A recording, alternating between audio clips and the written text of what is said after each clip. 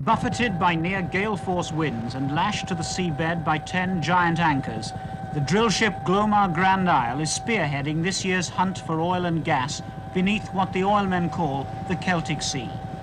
Under charter to the giant American company Arco, she moved into this position 20 miles off the Pembrokeshire coast 41 days ago, complete with a crew of 65 and, below decks, a 5-star restaurant and a cinema.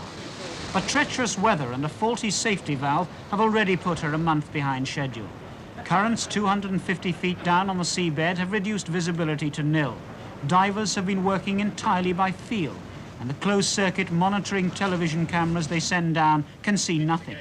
To drill this one 10,000-foot hole will eventually cost Arco over £1 million.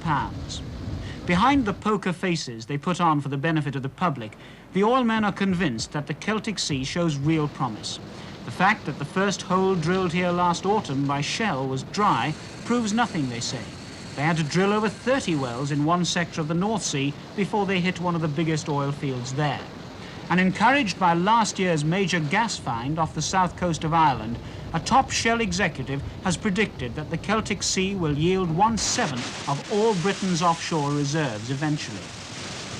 5 more major companies are starting drilling programs here this year, and some of their money is already rubbing off on Pembrokeshire.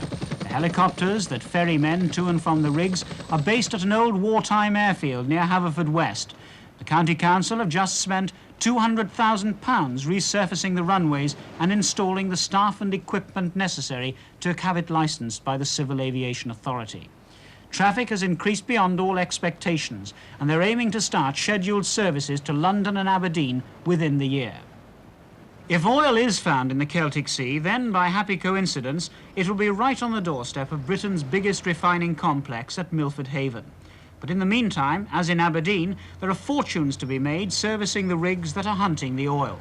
One local businessman has completed the first purpose-built supply base in the haven with round-the-clock loading, a £250,000 gamble that looks like paying off.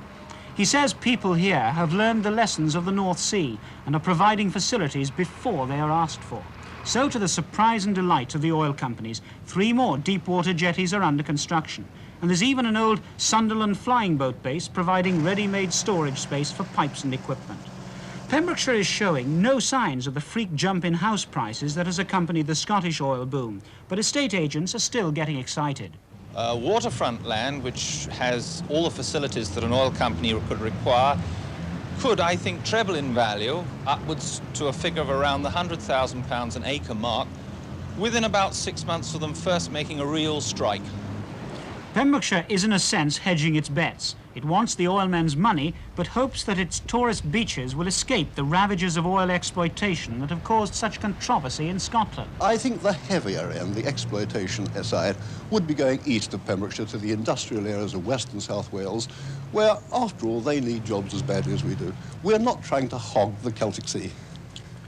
So far, Pembrokeshire has done its oil homework and feels it's firmly in control of its oil boom.